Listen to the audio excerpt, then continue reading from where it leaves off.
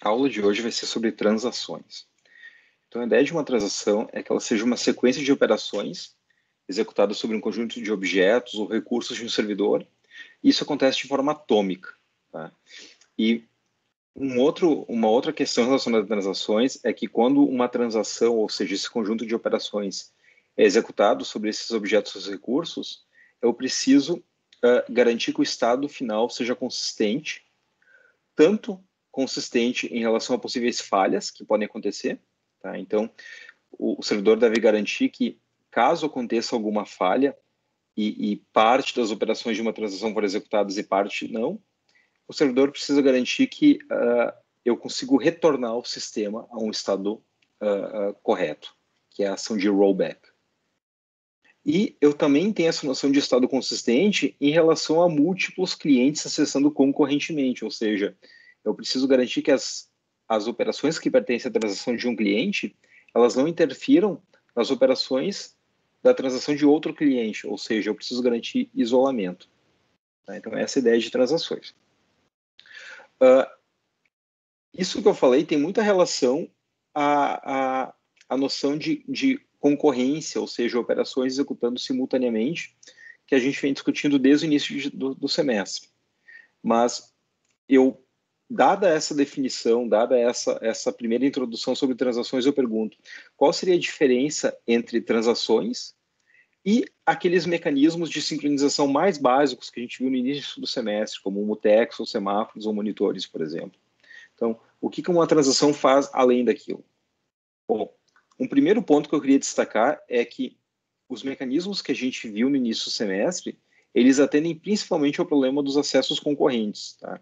Então, por exemplo, eu poderia usar o mutex para evitar que dois ou mais processos tentassem acessar uma mesma área de código. A gente vai ver nessa aula que transações elas atendem mais situações. Então, além dessa questão de acessos concorrentes de múltiplos clientes, tu tem a questão de lidar com falhas, tanto falhas lógicas como falhas de hardware. Então, se acontecer algum tipo de falha no meu sistema, eu quero garantir que eu consigo retornar o meu sistema a um estado correto. Isso, por si só, já é algo que vai além daquilo que mutex ou semáforos faziam. Né? Então, a gente vou se lembrar no início do semestre que se eu tivesse um pthread mutex aqui e eu tivesse um mutex lock e eu tivesse uma série de operações e aqui eu tivesse um mutex unlock aqui no final, a gente sabe que com esse mutex lock e esse mutex unlock, eu consigo evitar que caso um processo entre no mutex e esteja acessando aqui, eu evito que outros processos eles consigam acessar o mesmo trecho de código simultaneamente. Então, eu serializo os processos. Mas algo que a gente nunca discutiu até então no semestre foi o que acontece se um processo falhar. Ele pegou o mutex e falhar aqui no meio. O mutex, semáforos, monitores simplesmente não lidam com essa situação. Tá? Então, eu realmente eu omiti essa parte até agora no semestre. Mas a gente vai ver que transações, sim, transações lidam com essa questão de falhas que podem acontecer durante a execução e garantem, então, que tu volte para um estado consistente. Quando a gente fala de transações, um exemplo clássico são operações bancárias. Então, por exemplo, uma remessa de fundos.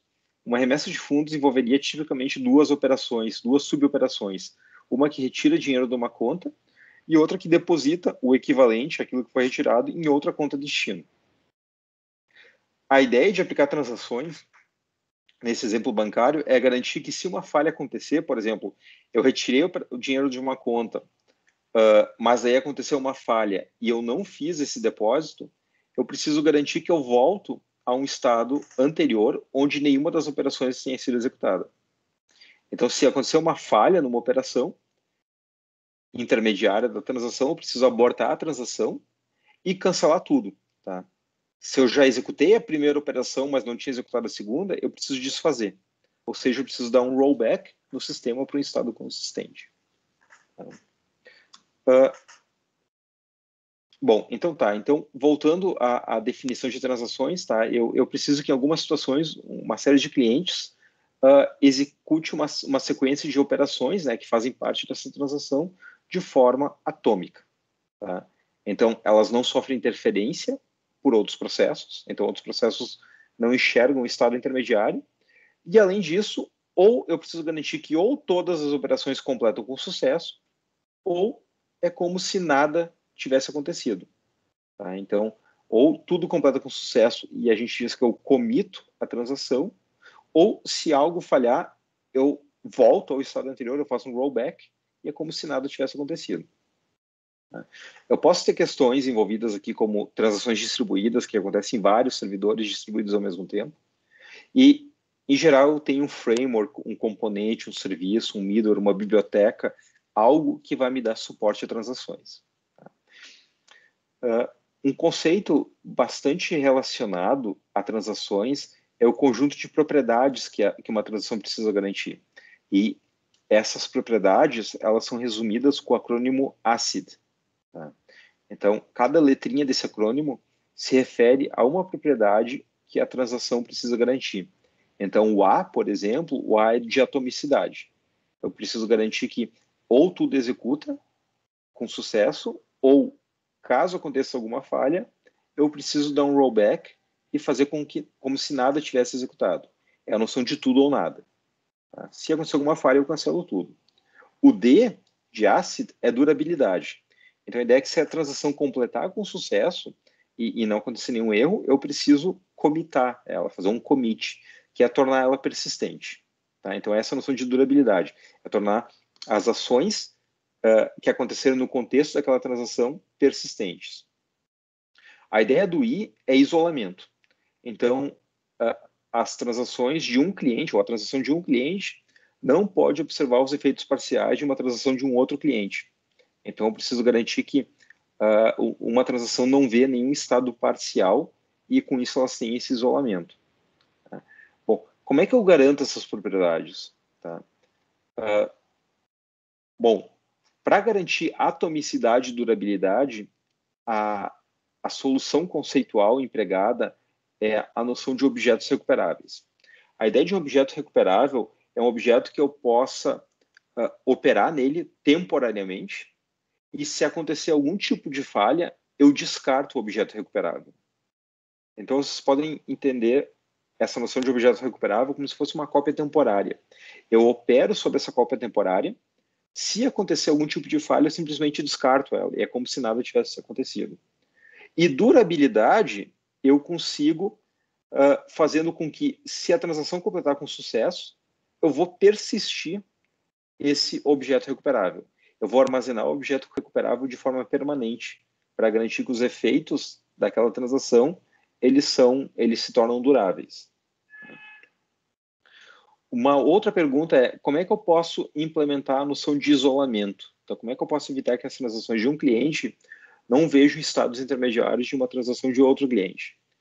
Então, a resposta simples para essa pergunta seria, por exemplo, simplesmente serializar as transações. O problema é, isso não é ideal em um sistema distribuído. Então, a serialização, ela implica em eu reduzir a concorrência. Num contexto local, como aqueles problemas que a gente viu no início do semestre, que eu tenho alguns processos competindo por um recurso na mesma máquina, a ideia de serializar os processos era ok. Então, eu vou usar um mutex para evitar que 2 ou mais processos acessem uma área de código ao mesmo tempo. Isso é ok, porque eu tenho uma concorrência relativamente baixa.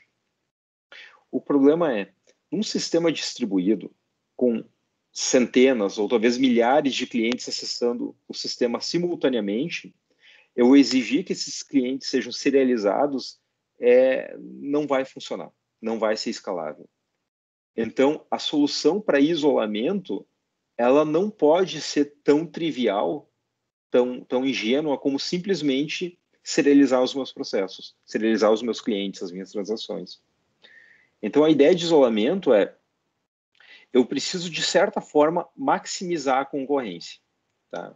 E a gente vai ver que eu tenho uma propriedade que eu consigo verificar no meu sistema, que é a noção de equivalência serial.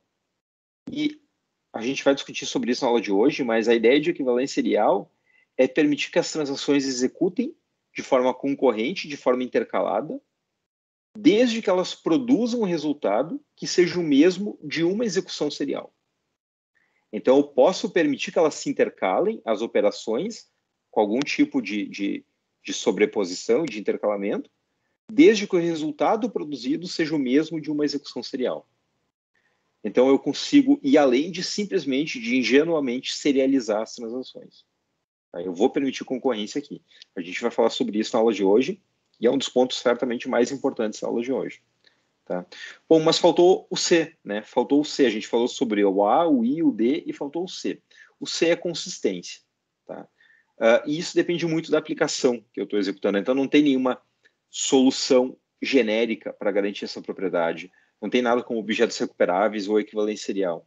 O C, ela depende da lógica de aplicação. Eu preciso garantir que o meu sistema vai de um estado consistente para outro estado consistente, garantindo algumas invariantes. Tá? Mas é algo que depende da lógica. Bom, dito isso, eu volto para uma pergunta semelhante àquela que eu fiz no início da aula. Qual o valor agregado de transações? Então, o que uma transação faz a mais, além daquilo que eu já sei do início do semestre, além de um motex, um semáforo, um monitor? O que ela faz a mais?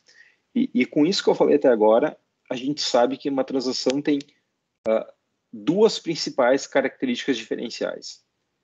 Primeiro, ela lida com falhas, então ela é capaz de recuperação em caso de falhas, ou seja, restaurar o sistema para um estado consistente anterior. E além disso, porque uma transação um sistema de transações vai ser usada, por exemplo, entre centenas ou milhares de clientes, ela tenta maximizar a concorrência, ao invés de simplesmente serializar os acessos. Tá? E como eu falei, a gente vai ver a propriedade de equivalência serial na aula de hoje, mas eu vou permitir, então, um certo grau de concorrência. Então, é basicamente isso. Tem muita relação entre transações e aquilo que a gente viu no início do semestre, mas a gente vê que ela tem um papel adicional que um mutex certamente não seria uma solução adequada para certos problemas. Tá? Bom, eu ainda estou numa parte mais conceitual de definições e em seguida a gente vai ir para a parte de concorrência, que é onde eu quero dar o foco da aula de hoje. Mas em relação a conceitos, em geral a gente diz que as transações são criadas e gerenciadas por um coordenador. Tá? Isso pode ser, por exemplo, um framework, um componente, um serviço, um middleware. Depende muito do sistema. Então, linguagens de programação geralmente têm bibliotecas para lidar com transações. Bancos de dados geralmente têm serviços para tratar transações e gerenciar transações. Diferentes sistemas distribuídos fornecem algum componente para lidar com transações. Então, o conceito de transações ele permeia vários tipos de sistemas, linguagens, bancos de dados. Então, é algo bastante comum. A ideia é que quando uma transação ela é criada, ela possui um ID, né, um Transaction ID. Então, quando uma transação é aberta, tu obtém um ID e tu executa uma série de ações no contexto dessa transação. E daí, depois que esse conjunto relacionado de operações foi executado, o cliente pode solicitar que a transação seja fechada, tá? Que é o Close Transaction.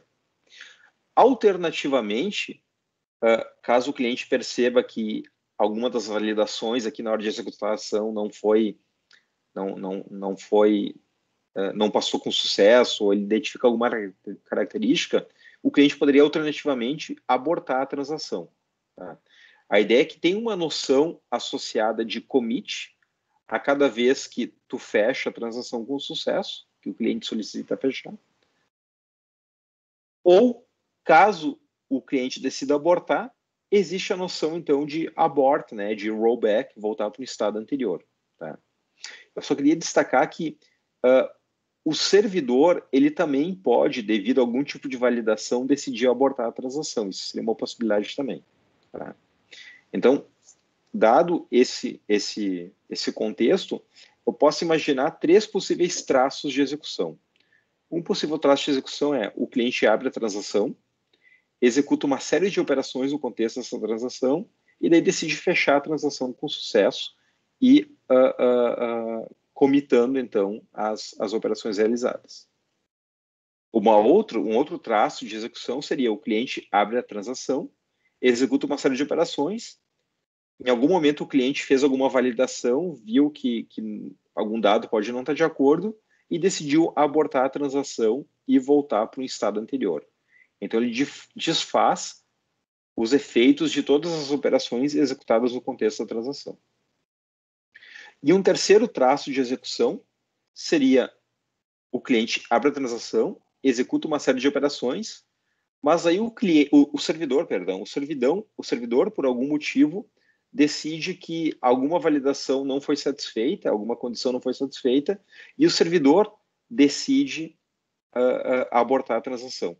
Então, daí o servidor informaria o cliente de que isso não estava de acordo. A gente consegue identificar duas fases nesses exemplos de execução de transações. Tá? A primeira fase se refere a executar operações de alguma forma, de algum modo que elas possam ser depois ou confirmadas ou desfeitas. Mas eu preciso realizar essas operações utilizando alguma estratégia que me permita depois decidir se eu quero de fato efetivar elas ou não. A gente vai ver que a implementação por trás disso é executar essas operações em objetos recuperáveis, que é aquele conceito que eu discuti antes, que é um objeto temporário, como se fosse uma cópia temporária, que eu posso eventualmente ou descartá-la ou torná-la permanente. Tá? Essa é a fase 1, executar essas operações em algum tipo de versão temporária, de objeto recuperável. A fase 2 é, se tudo executou com sucesso e eu estou fechando a transação com sucesso, eu quero concretizar as operações realizadas dos objetos recuperáveis. Por outro lado, se algo deu errado, se alguma validação foi feita e não se deseja continuar com aquela transação, eu posso simplesmente desfazer tudo que foi feito nos objetos recuperáveis e descartar como se aquela transação não tivesse sido executada. Tá? Lembrando que o abort pode ser feito tanto pelo cliente como por uma validação que o servidor faz. Tá? Ok. Mas ficou uma pergunta, como que a gente consegue implementar essa noção de objetos recuperáveis? Como que a gente consegue implementar essa noção de poder descartar algo ou efetivar algo? Existem duas principais soluções na literatura. Né? Eu vou falar nos próximos 2 slides sobre elas. A primeira delas é a noção de cópias privativas ou também cópias tentativas, e a segunda é a técnica de jornalização. Tá? Essa aqui é a solução mais empregada. Tá? Então, a gente fala primeiro sobre ela, mas eu menciono essa outra que também é discutida na literatura. Tá? Então, a noção de cópias privativas é a seguinte. Um cliente, ele tem uma transação para executar, e existe uma versão de um dado que pode estar no sistema de arquivos ou pode estar num banco de dados, mas eu tenho a versão corrente do dado. VC é a versão corrente. Quando a transação inicia, enquanto ela fizer acesso de leitura, ela vai acessando essa versão corrente. No momento que essa transação precisa fazer algum tipo de escrita, daí é criada uma versão tentativa desse dado, que é basicamente uma cópia privativa, por isso que o nome também é chamado de cópias privativas. E a partir daí, todo acesso de leitura e escrita é feita nessa versão tentativa. Quando a transação terminar, se um commit for feito, o que acontece é, foi validado, se conclui que eu vou tornar essa transação permanente, o que eu vou fazer vai ser copiar essa versão tentativa e tornar ela a versão final. Eu torno ela essa versão final. Então, essencialmente, eu substituo aquela versão corrente anterior pela minha versão nova, a nova versão final, que é essa versão tentativa. Por outro lado, caso o cliente decida, ou o servidor decida abortar, eu vou simplesmente descartar essa versão tentativa, então é como se nada tivesse feito, e a versão final vai ser a versão que eu tinha anteriormente. Vai ser aquela versão antiga que tinha sido gravada lá no início e não tinha sido alterada. Então, eu tenho duas possíveis ações aqui. No commit, eu torno a versão privativa, a versão tentativa, a versão final. No abort, eu ignoro, descarto a versão tentativa e volto para a versão anterior ao início da transação. Tá? Essa é a ideia geral de cópias privativas. Certamente eu tenho um problema de concorrência aqui, tá? Então eu gosto de discutir esse problema em sala de aula e daí usar o quadro para ilustrar, mas de uma forma resumida, eu mostrei a perspectiva de uma transação aqui como sendo, por exemplo, a visão, esse aqui é o cliente 1 executando essa transação. Tá? Ele, a partir da versão corrente, ele criou uma versão tentativa e começou a trabalhar sobre ela. Mas o que aconteceria, vocês podem pensar, o que aconteceria se eu tivesse um cliente 2, além desse cliente 1, e ele executasse algo similar? Então, é bem possível que esse cliente 2 também criasse a sua versão tentativa. Então, eu teria uma versão tentativa 1 do cliente 1, sendo operada pelo cliente 1, e eu teria uma versão tentativa 2 do cliente 2 sendo operada pelo cliente 2. Tá? E na hora de comitar, eu vou ter um problema, porque eu vou estar ou decidindo comitar essa versão tentativa ou essa versão tentativa do cliente 2. Então, esse é o problema dos acessos concorrentes. Tá? A gente vai discutir os aspectos de concorrência nesse contexto de transações daqui a alguns slides. Tá? Então, o maior foco da aula de hoje vai ser discutir como que eu posso lidar com esse problema de transações concorrentes. Mas, por enquanto, eu queria só deixar claro como que esse mecanismo de versões tentativas funciona, que é exatamente isso. Criando uma cópia temporária, operando sobre ela e depois comitando. Bom, eu mencionei que havia duas possibilidades de implementar transações. Uma usando essas cópias privativas ou tentativas e a outra usando a noção de jornalização. Tá? A ideia de jornalização é, quando eu executo uma transação, eu vou mantendo um log, um journal, um log de tudo que é feito.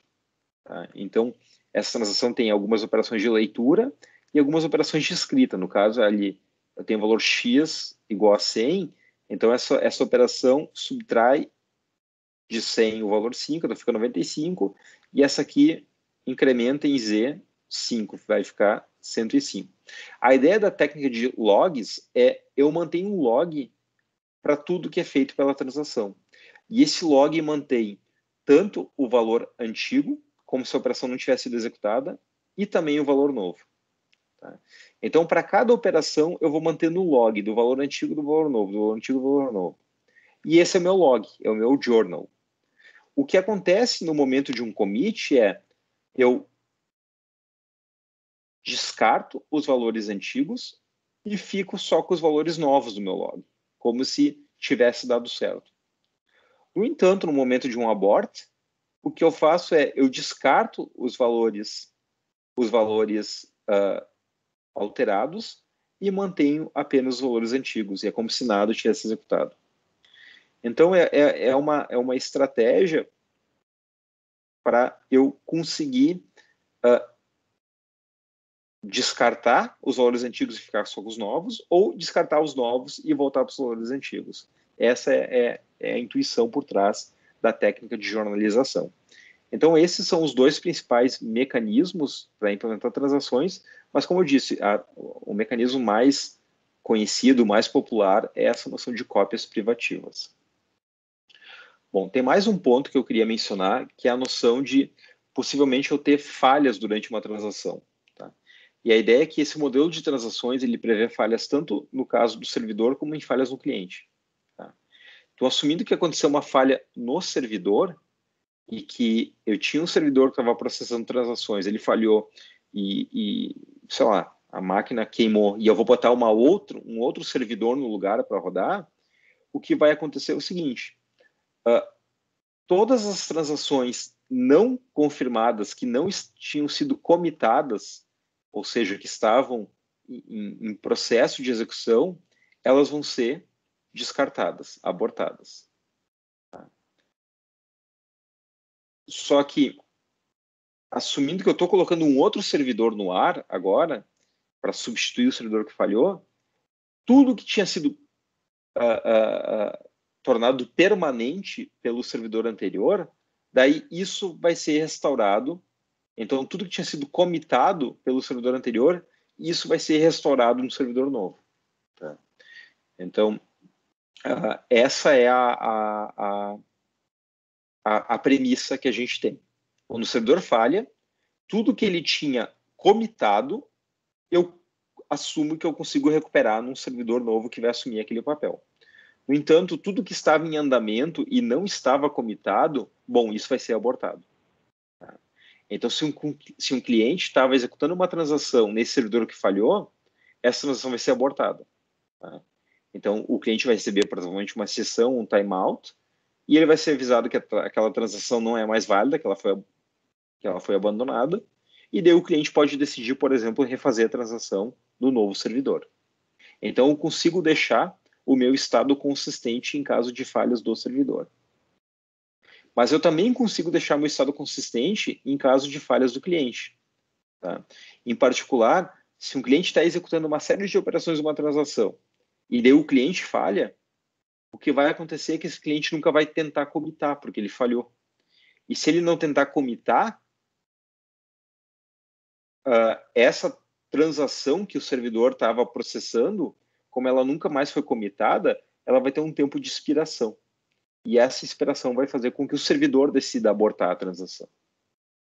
Então, um cliente que falha no meio de uma transação não vai deixar o servidor em estado inconsistente, porque o servidor vai abortar, vai decidir abortar aquela transação e o servidor vai voltar para um estado consistente. E se eventualmente o cliente voltar, ele pode executar a transação de novo. Daí. Então, esse modelo de transações ele é bem elegante porque ele lida tanto com falhas no servidor como com falhas no cliente. Tá? Bom, mas essa era a parte mais introdutória sobre transações. Eu quero agora ir para a parte dos problemas de concorrência que eu posso ter. E esse vai ser o foco que eu vou manter até o final dessa aula, problemas de concorrência. Existem dois principais problemas de concorrência quando a gente fala de transações. Um deles é o problema de atualizações perdidas, que é quando duas ou mais transações, elas leem um valor antigo de uma variável e depois elas tentam usar esse valor para calcular um valor novo. E o que vai acontecer é porque as duas pegaram um valor antigo, operaram sobre esse valor e vão tentar gravar esse novo valor calculado, o que acontece é que uma das atualizações eu vou perder, porque uma vai sobrescrever a outra. É similar àquele caso que eu falei alguns slides atrás, do cliente 1 está trabalhando sobre a sua cópia tentativa e escreve nela, e o cliente 2 está trabalhando sobre a sua cópia tentativa e escreve no mesmo dado nela. Quando eles tentarem tornar essas cópias tentativas as cópias finais, um vai sobrescrever o outro. Tá? Isso é porque ambos leram um valor concorrentemente, um valor anterior, operaram sobre ele, e quando elas tentarem gravar, uma das atualizações vai ser perdida.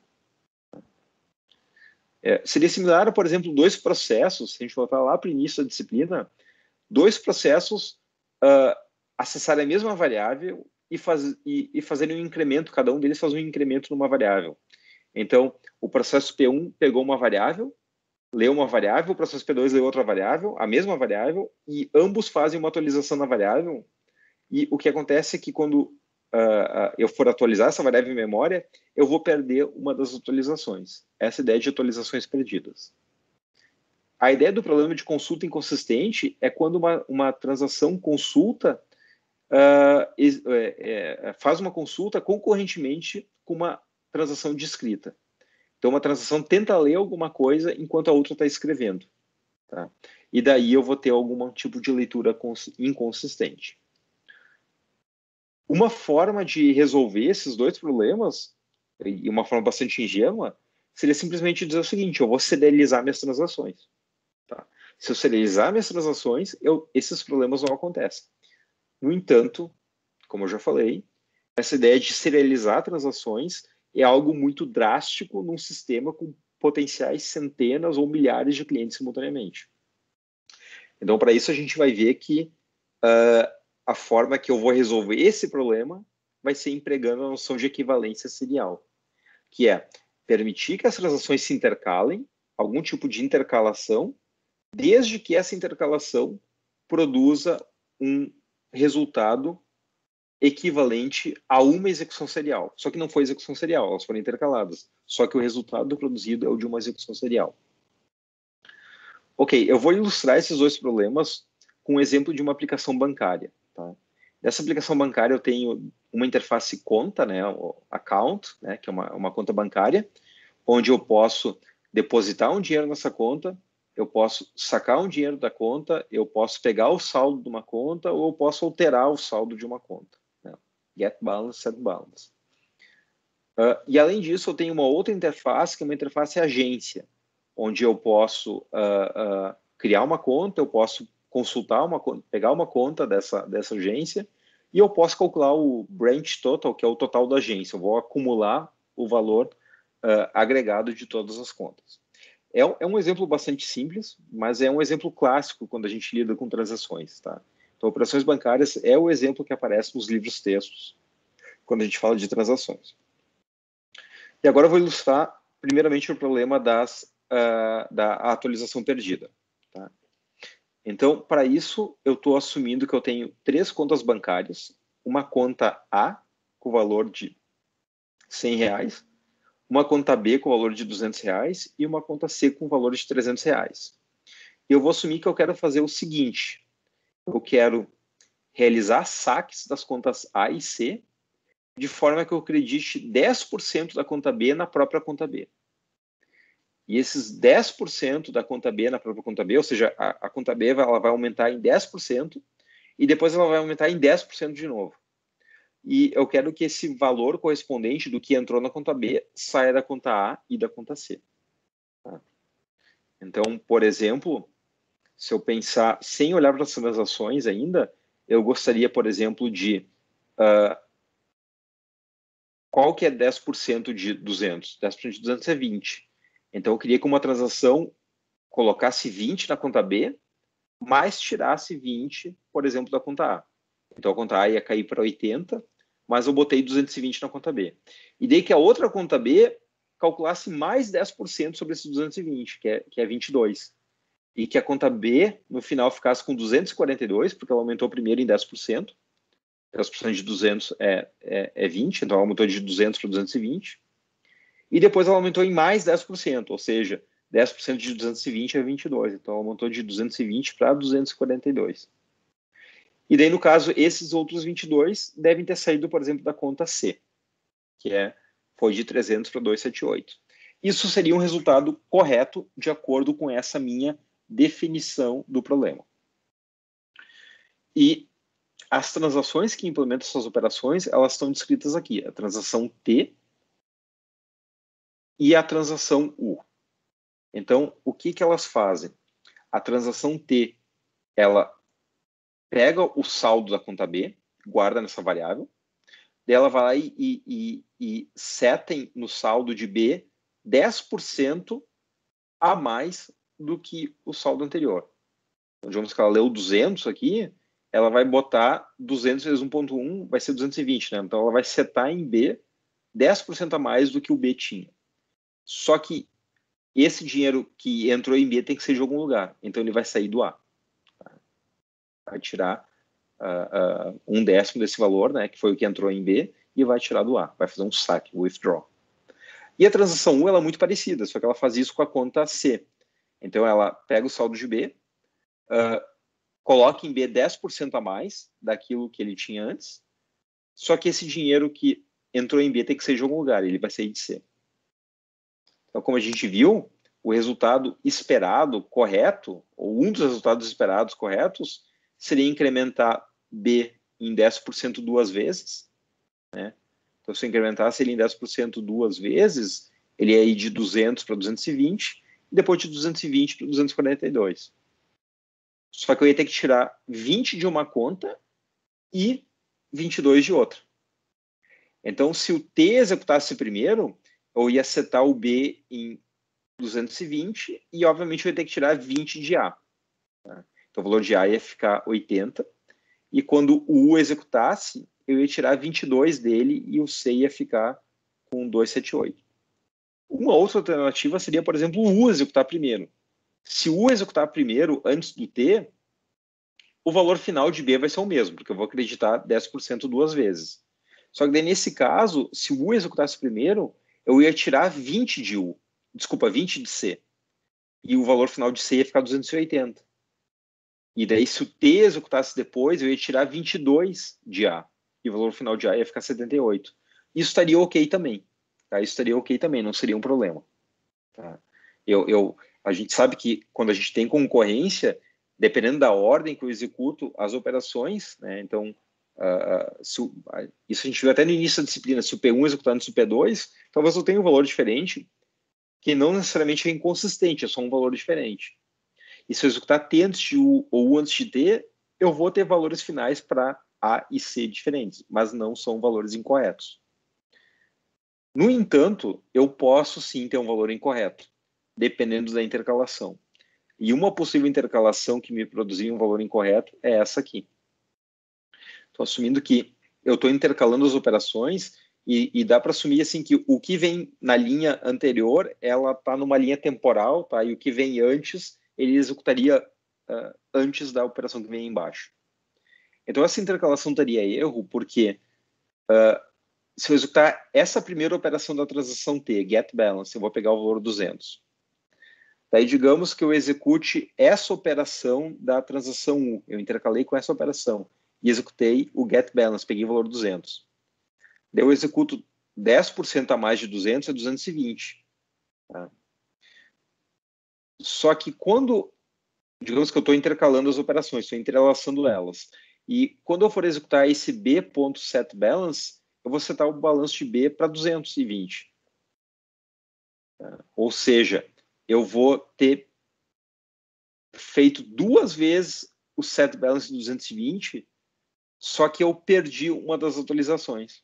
Tá? E daí, certamente, se eu botei 20 em B, eu tenho que tirar 20 em algum lugar, então setei para 80 aqui. E se eu botei 20 em B, eu tenho que tirar 20 em algum lugar, setei 280 aqui. Tá? O problema é que o resultado final dessa operação, ele tirou 20 de cada uma das contas e setou o B só em uma vez 10% a mais do que eu tinha antes. Tá? E esse é um problema. Eu perdi uma das atualizações, que é exatamente o nome do problema que está aqui no slide. Eu tive uma atualização perdida, eu perdi uma das atualizações. Se eu tivesse executado toda a transação T e depois toda a U, ou toda a U e depois a T, eu não teria esse problema. O valor final poderia ser um desses aqui que eu tenho aqui em cima, por exemplo. Tá?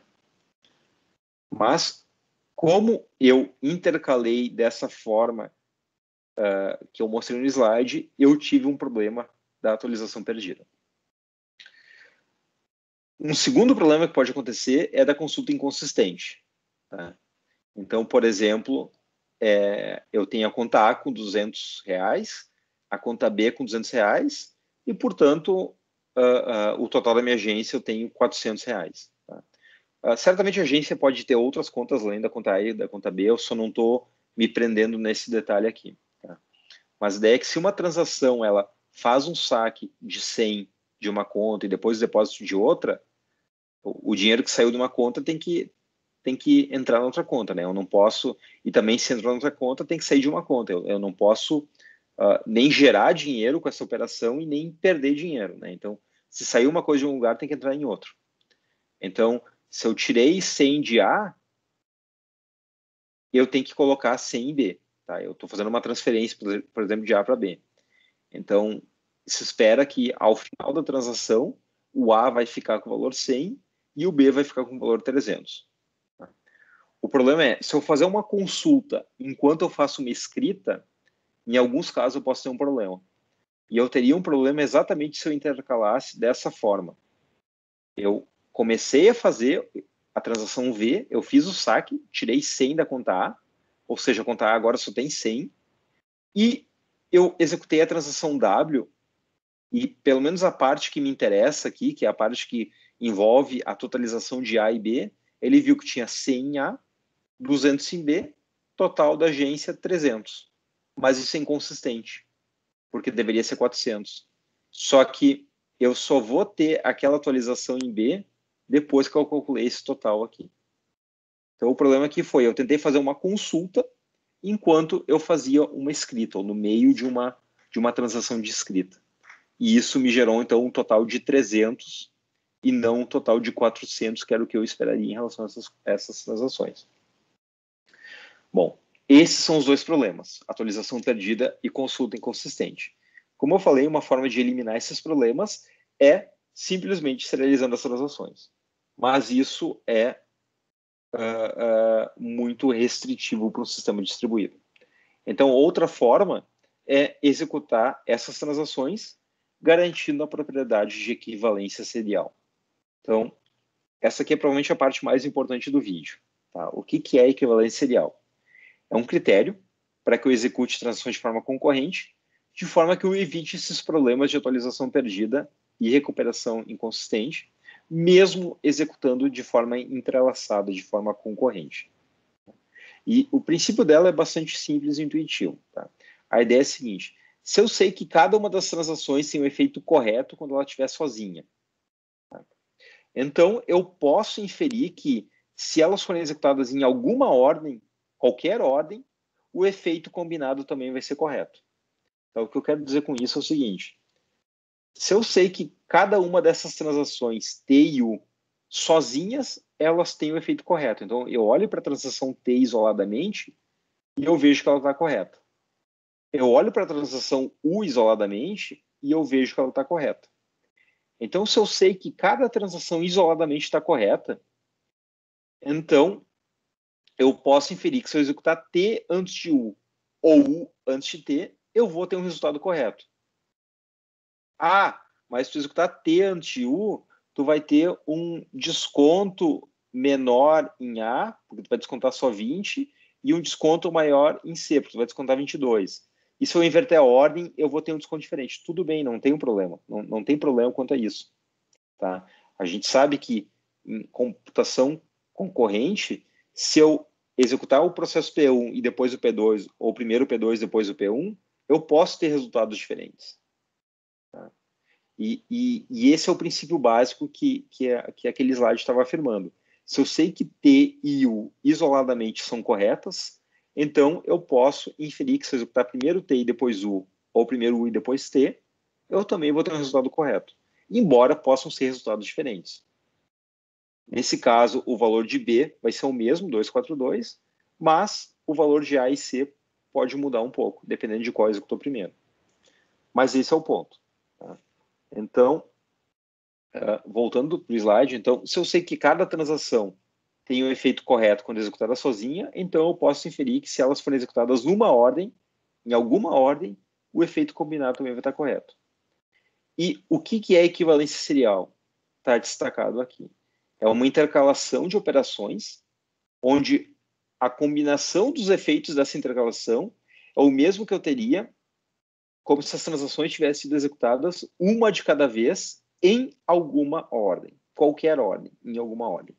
Mas eu quero intercalar de forma que eu produza o mesmo efeito de uma execução serial, ou T antes do U ou U antes do T, em alguma ordem. Então, o resultado final de duas ou mais transações simultâneas deve ser igual ao obtido pela execução sequencial delas, em alguma ordem. Dito isso, voltando para o meu exemplo das contas bancárias T e U, e eu tenho a mesma transação T e U, o que eu geralmente faço em aula é me deem uma intercalação que produza o mesmo efeito de executar o T antes do U ou o U antes do T. Então, eu não quero só executar todo o T e depois todo o U, ou todo o U e depois todo o T. Eu quero intercalar, mas eu quero que o resultado seja o mesmo de executar T antes do U ou U antes do T. E uma possível intercalação seria, por exemplo, essa aqui. Então, a transação T executa essas duas operações, ela pega o saldo de B, que é 200, e seta o saldo de B em 220. Daí eu intercalo com essas duas operações, eu pego o saldo de B, que é 220 agora, e seto o saldo de B em 10% a mais, que é 242.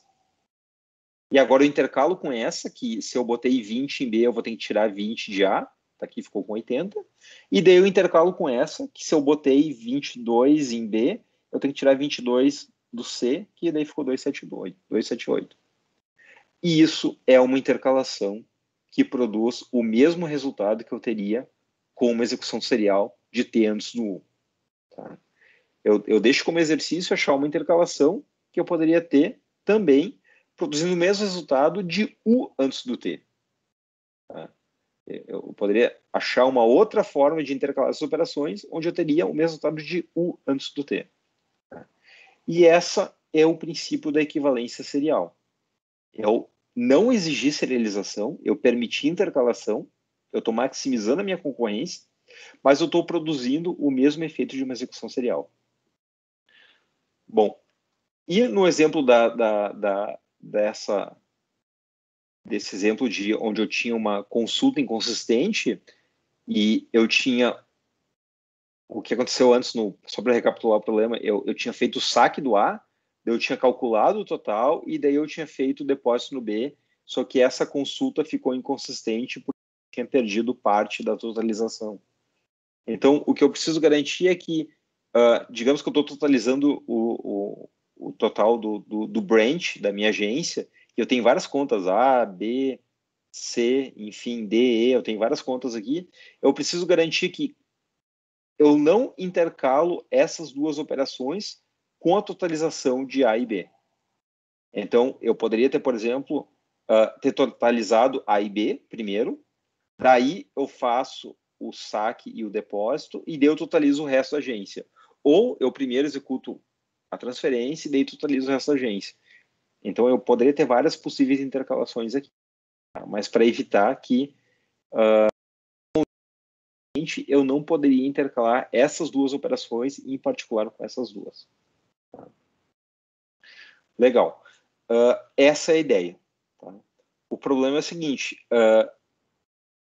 vocês tendo um problema como esse aqui, é difícil olhar manualmente cada transação e tentar achar uma intercalação que satisfaça a noção de equivalência serial. Então, essa transação está relativamente simples com 3 operações, mas agora imagine transações com 10, com 15, com 20 operações. Então, olhar manualmente os valores das variáveis para achar uma intercalação que satisfaça a propriedade não é simples.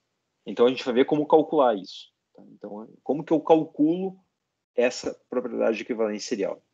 Então, para definir como calcular, eu preciso primeiro que são operações conflitantes.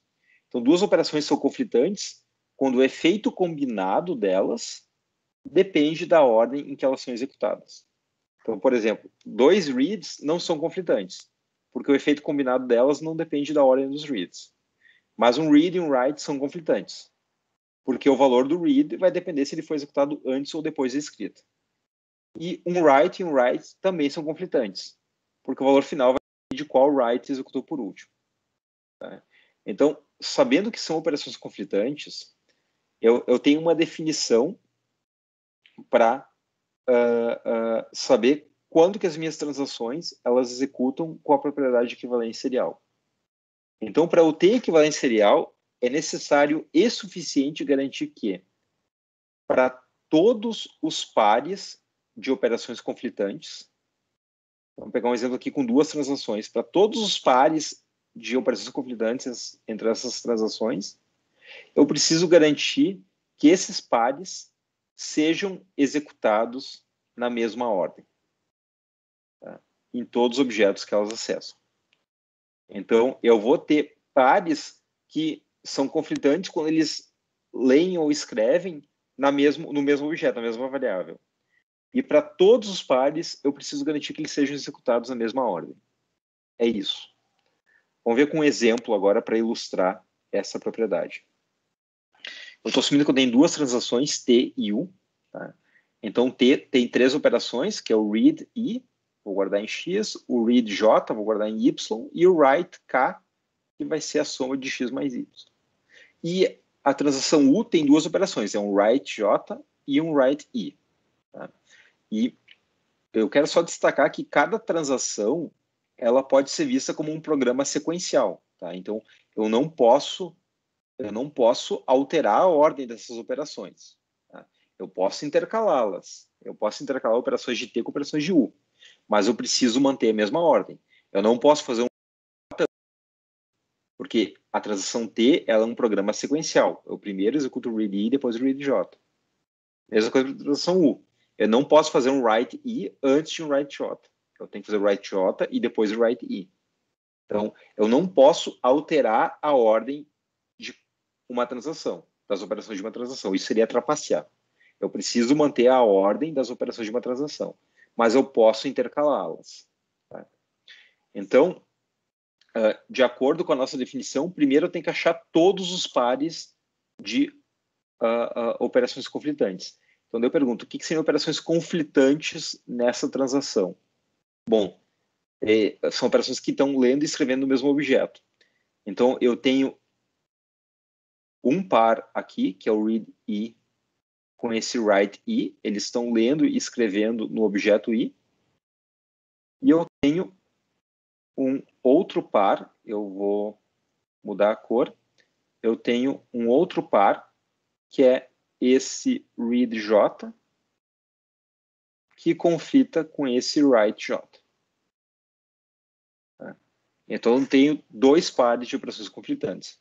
Read I e write I. Né? Da operação T é o read I, da operação da transação T é o read I, da transação U é o write I, e esse outro par, read J e write J. Read J da transação T e write J da transação U. Então, o primeiro ponto está feito. Eu já identifiquei os pares de operações conflitantes entre essas duas transações. A outra coisa que eu preciso fazer agora para garantir eu preciso garantir que esses pares são executados na mesma ordem em todos os objetos que elas referenciam. Então, eu tenho agora algumas possíveis intercalações. Tá? Primeira coisa para observar nessas intercalações de T e de U eu estou mantendo a sequencialidade de cada transação. Então, a transação T, ela tem ações read J e write K. Eu preciso manter essa ordem, read I, read J, write K. A transação U também. Ela primeiro fazia o write J e depois o write I. Está aqui, write J e write I. Então, eu mantive a ordem sequencial de cada transação. Só que eu intercalei elas. E daí a pergunta que eu faço essa primeira intercalação da esquerda, ela satisfaz a propriedade de equivalência serial ou não? Então, lembrando que para satisfazer a propriedade de equivalência serial, eu preciso garantir que todos os pares executam na mesma ordem. Tá? Então, vamos ver, um par é o read I e o write I. Tá? Então, um par seria o read I e o write I. Eu tenho o read I aqui, estou lendo I, e aqui eu tenho o write I. Esse aqui é um par. Bom, quem executou primeiro foi a transação T. Né? Então, temporalmente, ela executou antes da transação 1, para esse par. E a gente sabe que, dado essa propriedade, eu preciso garantir que todos os pares são executados na mesma ordem. Só que o que acontece é que, eu vou mudar a cor novamente, para esse outro par, que é o read J, write J, eu tenho o read J sendo executado aqui e o write J foi executado antes. Então, o que acontece para um par de operações conflitantes, eu executei primeiro a T e depois a U. Para o outro par de operações conflitantes, eu executei primeiro a U e depois a T. Logo, eu não preciso nem calcular. Essa intercalação não satisfaz a propriedade de equivalência serial. Tá? Vocês podem simular valores e tentar fazer um teste de mesa, mas eu garanto que essa intercalação não satisfaz a propriedade de equivalência serial. Bom, e essa intercalação da direita? Vamos lá. Eu tenho as operações read I e write I. Legal. Então, esse é um par de operações conflitantes, e daí, nesse caso, o T executou antes do U. E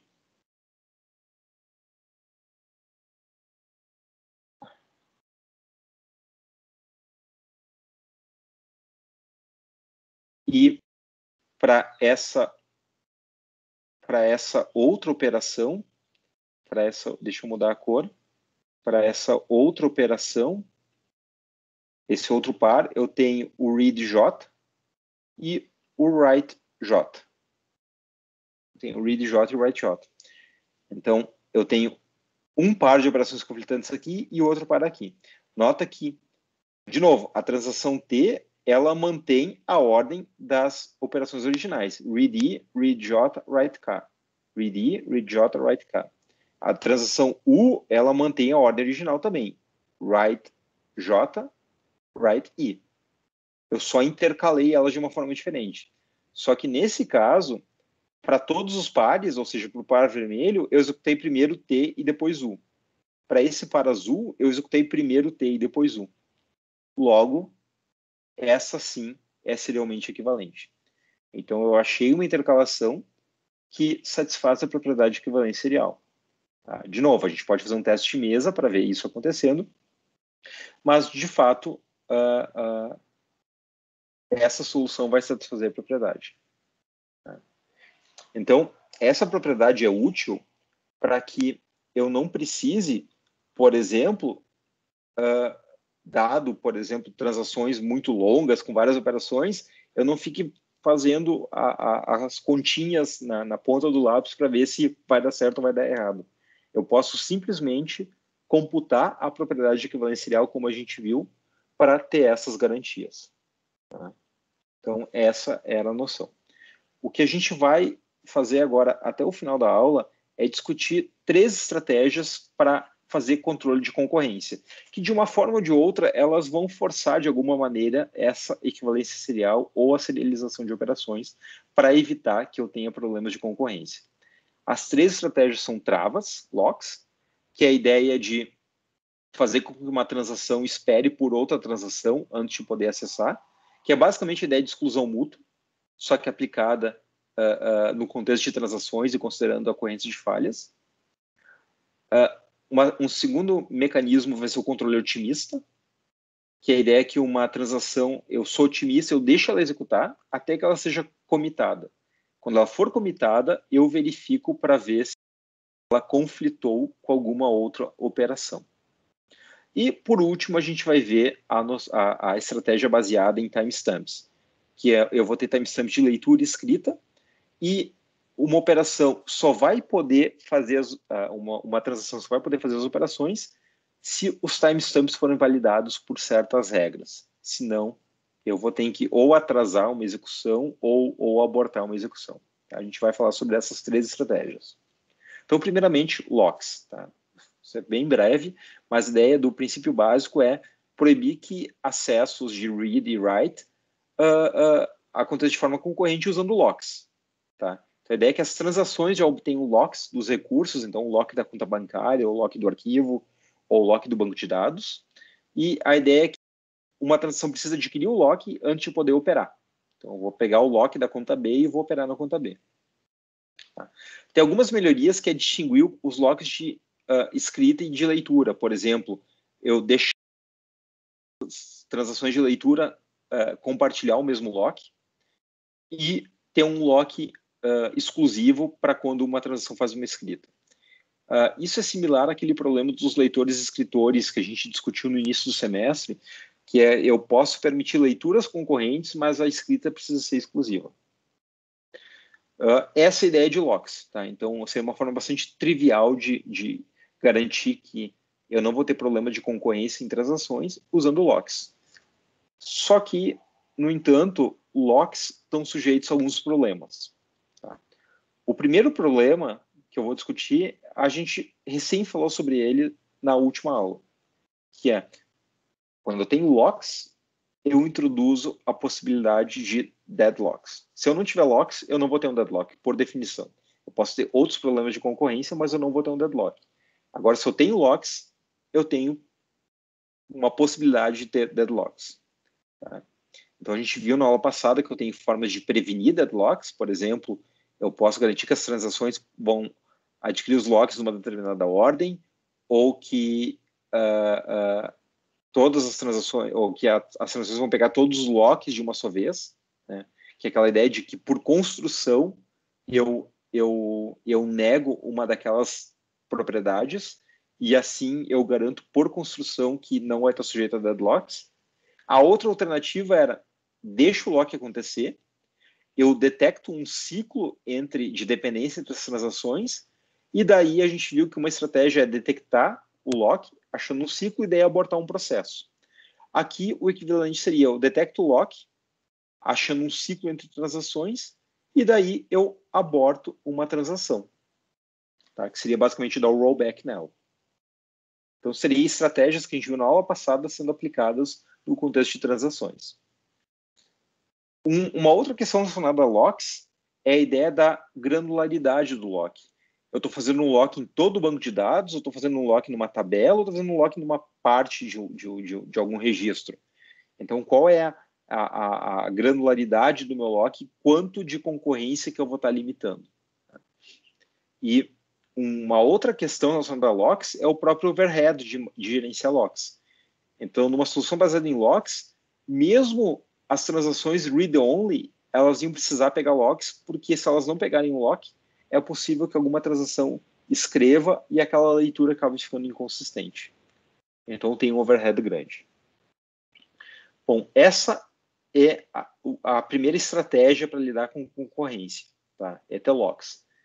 A segunda estratégia que a gente vai falar hoje é o controle otimista, tá? A ideia é evitar os problemas que eu tinha na solução usando o lock, numa solução onde eu assumo que a chance de conflitos é pequena, eu assumo que a chance de conflitos é pequena, e eu não introduzo nenhum controle, eu não boto nenhum tipo de lock, eu deixo as transações executarem. Só que quando eu for fazer a gravação da transação, a validação dela, se eu perceber que eu fui otimista demais e eu detectar um problema, daí eu aborto a transação. Tá? Então, eu sou otimista, eu deixo as transações operarem sobre os dados, eu assumo que nada vai acontecer, mas se eu detectar um problema, eu aborto a transação. Tá? Então, as vantagens disso não vai ter deadlock, porque se eu não pego o lock, eu não tenho deadlock. Eu vou ter mais paralelismo também, porque eu não estou limitando a serialização, e eu vou ter menos overhead. Tá? Então, certamente, por exemplo, uma aplicação onde a maioria das consultas, a maioria das operações são de consulta, por exemplo, então eu não vou ter nenhum tipo de lock, não vou ter nenhum tipo de overhead. Na solução anterior, mesmo as operações de consulta precisariam pegar um lock. Tá? A desvantagem dessa estratégia é, se eu fui otimista demais, eu vou precisar desfazer muitas operações em caso de conflito. Tá? Bom, a ideia do controle otimista é que cada transação está dividida entre 3 etapas. Tá? Então, graficamente, eu tenho uma fase de trabalho, onde a transação opera sobre, por exemplo, a sua cópia privativa dos dados, tá escrevendo, lendo, escrevendo naquela versão tentativa na sua cópia privativa. Daí eu tenho uma fase de validação, que essa transação, em algum momento, ela vai ter que verificar se as operações que ela fez na sua cópia tentativa conflitam com operações que outras transações fizeram nas suas cópias tentativas. E se sim, alguma transação vai precisar ser abortada. Isso remete àquele problema lá do início que eu mostrei, que é o cliente 1 e o cliente 2 operando sobre as suas cópias tentativas. Tá? Essa seria a fase de validação. Tá? E, por último, eu tenho a fase de atualização, que é basicamente fazer o commit. Tá? Então, se ela passou pela validação, a transação faz o commit. Tá? Então, aqui eu tenho uma série de transações e eu vou tomar por base essa transação TV, que é a transação sendo validada. Tá? Então, essa transação TV, ela teve a sua fase de trabalho, né? Ela operou na sua cópia privativa, ela está fazendo agora a validação para decidir se ela faz a atualização e comita ou se ela descarta a cópia privativa. E nesse contexto, eu assumo que eu tenho transações passadas, tá? Que é T1, T2, T3 são transações passadas mais antigas, e eu tenho transações que estão ativas quando a TV está sendo validada. Tá? E eu vou usar esses dois tipos de transações passadas e transações ativas, para definir duas estratégias de validação, que são as estratégias de backward validation e forward validation. Então, a ideia de backward validation é quando eu estou fazendo a verificação, a validação da TV, eu vou verificar se alguma operação realizada aqui conflitou com alguma operação realizada por transação passada e sobreposta a ela. Então, o que seriam transações passadas e sobrepostas nesse diagrama? Transações passadas e sobrepostas seriam o T3, que se sobrepõe ao TV, e o T2, que se sobrepõe ao TV. O T1 não. O T1 já é passado e não é sobreposta, né? Então, a gente vê que o T1 já tinha acabado quando o TV começou. Então, a ideia de backward validation seria comparar TV com T2 e T3 e ver se houve algum conflito. A ideia de forward validation é comparar as operações de TV com as operações de transações ativas, que seria essa Active 1 e Active 2. Essa é a intuição por trás de backward e forward validation. Então, o que é a noção de backward validation? Então, eu tenho aqui um pseudocódigo que seria, eu vou, para todas as transações, esse start tn mais 1 menor ou igual a finish tn, são as transações que estavam ativas quando TV começou. Então, o T1 não estava mais ativa. Tá? Então, as transações que estavam ativas quando TV começou. Seria o T2 e o T3 nesse caso. Então, vou fazer um for de todas as transações passadas e sobrepostas e vou comparar se o conjunto de variáveis de leitura que TV fez intersecciona com algum write de transação mais antiga, daí eu invalido a transação. Então, por que eu comparo o read da transação sendo validada com writes mais antigos? Se a transação sendo validada fez algum read aqui, ela pode ter lido algum valor que foi comitado aqui ou aqui por alguma transação mais antiga e sobreposta. E se alguma transação mais antiga e sobreposta comitou alguma coisa, quando eu validar a TV, se ela fez algum read, esse read está inválido. É um read que foi feito tarde demais, porque eu já, no momento de validar isso, eu já teria uma versão mais atual daquele dado. Então, se o TV fez algum read em alguma variável ou objeto que T2 e T3 escreveram, fizeram um write, se há uma intersecção, eu preciso invalidar TV. Tá? Essa é a ideia do backward validation. Tá? Então, vou comparar os reads de TV com writes de transações passadas e sobrepostas. Qual a ideia de forward validation? A ideia de forward validation é, eu vou ter um for para todas as transações ativas, e se o write, o conjunto de variáveis que eu fiz escrita em TV intersecciona com alguma variável que eu fiz leitura nas transações antigas, daí eu vou precisar invalidar alguma transação. Tá? Então, basicamente, se essa TV fez algum write aqui, agora ela fez algum write, e eu tenho alguma transação antiga fazendo algum read na mesma variável, ou no mesmo objeto, eu vou precisar invalidar ou TV ou alguma dessas transações ativas. Porque quando esse write feito na cópia tentativa for comitado nesse ponto, qualquer transação ativa lendo um valor anterior vai estar lendo um valor inconsistente.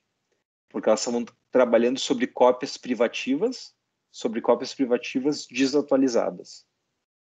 E porque essa transação fez um write, e esse write foi comitado aqui, ou seria comitado aqui, qualquer outra transação lendo a mesma variável, o mesmo objeto, deveria ser ou eu invalido TV ou eu invalido umas transações futuras. Essa é o princípio.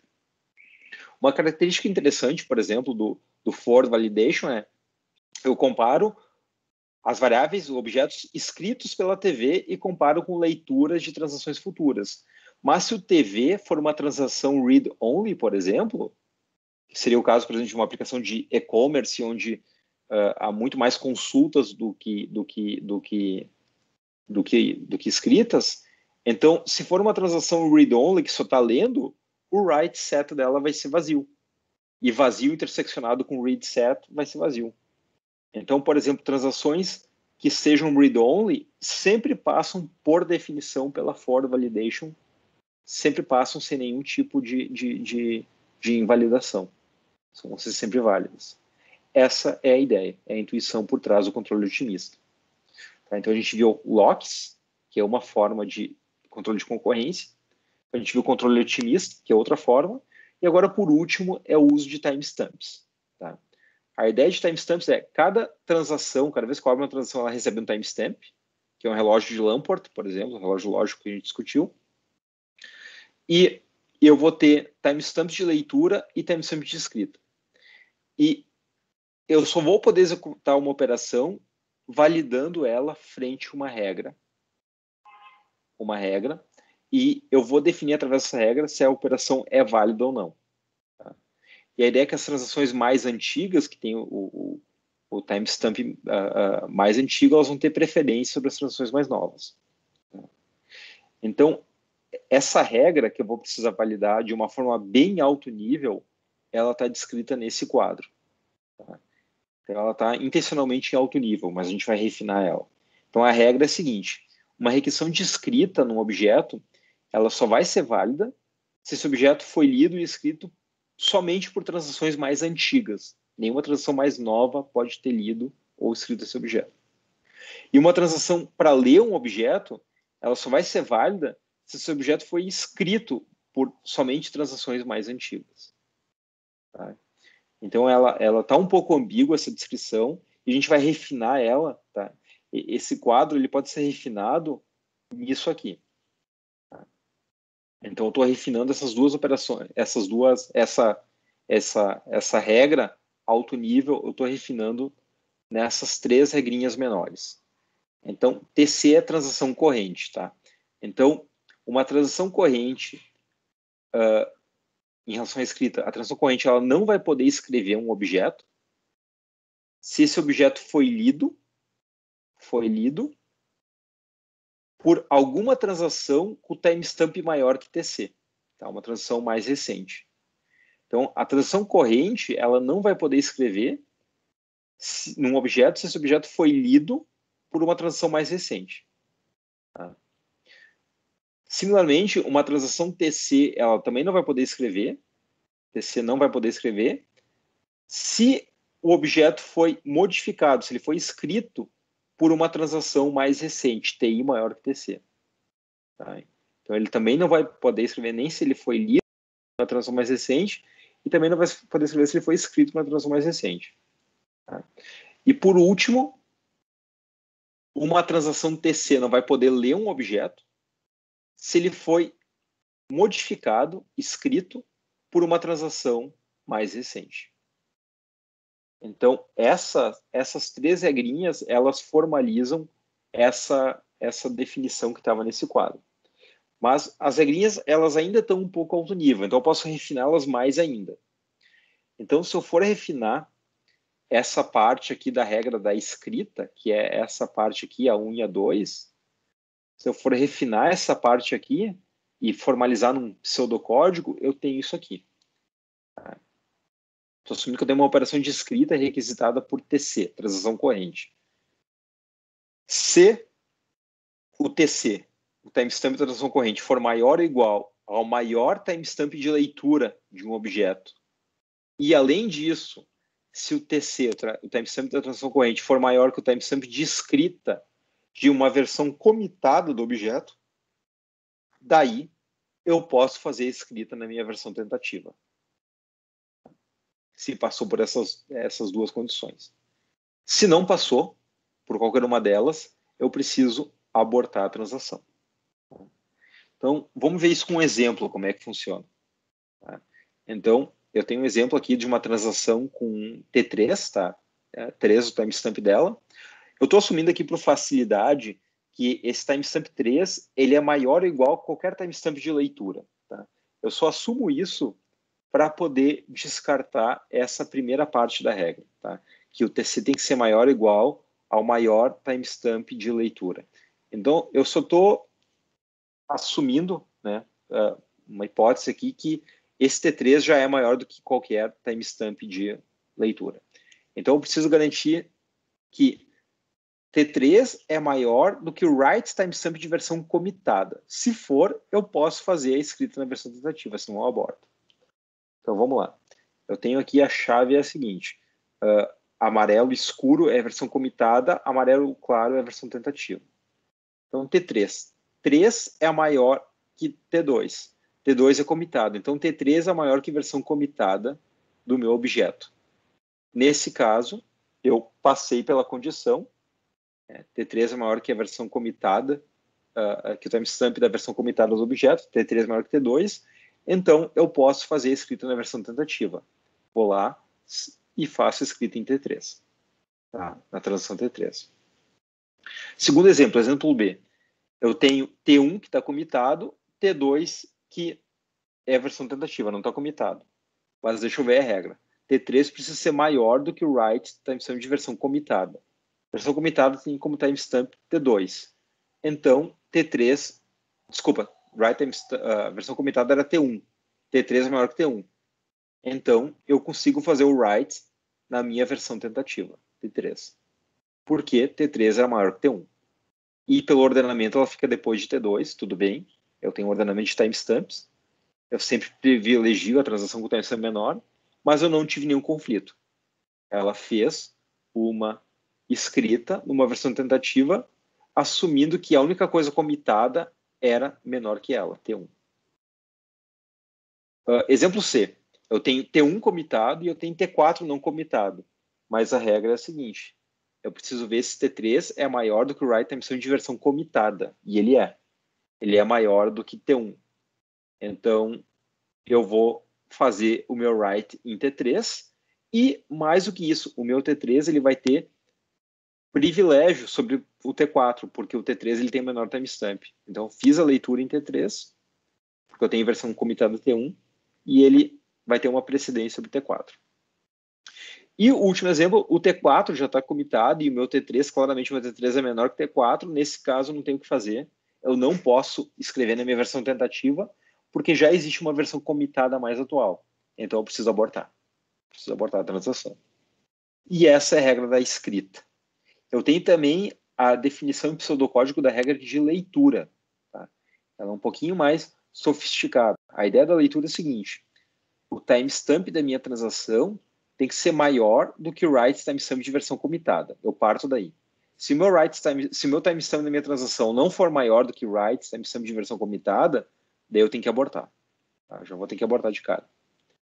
Mas se o timestamp da minha transação for maior do que de uma versão comitada, daí eu tenho que pegar a versão com o timestamp máximo que seja menor ou igual a TC, transação corrente, e se essa transação com máximo, o timestamp máximo for já comitada, daí eu consigo fazer a leitura nessa versão comitada. No entanto, se ele não tivesse sido comitado, esse timestamp menor do que TC não está comitado, daí eu vou precisar esperar. Eu vou escolher aquela cópia para ler, mas eu vou precisar esperar. Esperar até que ela comite. Tá? Então, vamos ver com um exemplo. T3 é transação corrente, T2 está comitado. Posso ler ou não? Bom, vamos ver. T3 é maior que T2, T3 é maior que T2, e eu vou escolher a versão com maior timestamp menor do que T3. É T2. T2 é menor que T3. E T2 está comitado. Ótimo, então eu posso escolher aquela versão e fazer minha leitura em T2. Segundo exemplo, exemplo B. Tem T3, tem T3 é a minha transação, tem T2 que já está comitado, e T4. T4 não está comitado. Então, vamos ver a regra. A regra diz o seguinte. Eu vou pegar o maior timestamp menor do que T3. O maior timestamp menor que T3 é T2. T2.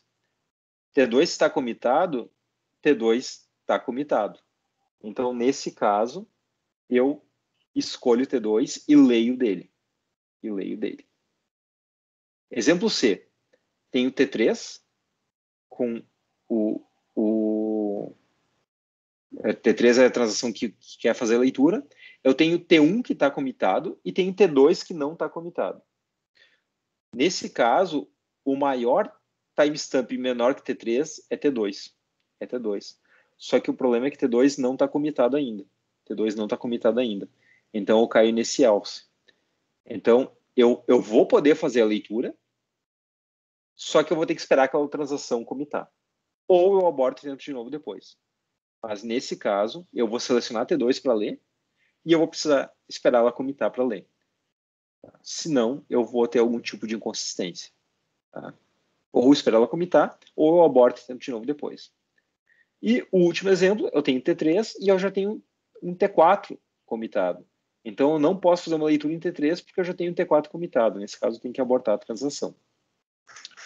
Bom, e esse foi a explicação, então, foi a explicação da última estratégia de controle de concorrência. A gente viu o locks, a gente viu o controle otimista e a gente viu a solução baseada em timestamps. Bom, com isso, eu encerro a aula de hoje. Ela foi bem extensa, porque essa matéria de transações é bem extensa, mas eu espero que tenha ficado claro como transações ela aborda as questões de concorrência, mas ela vai além. Tá? E a gente tem vários problemas de concorrência interessantes dentro de transações. O material para leitura está nesse capítulo do livro do Colores e eu encerro por aqui.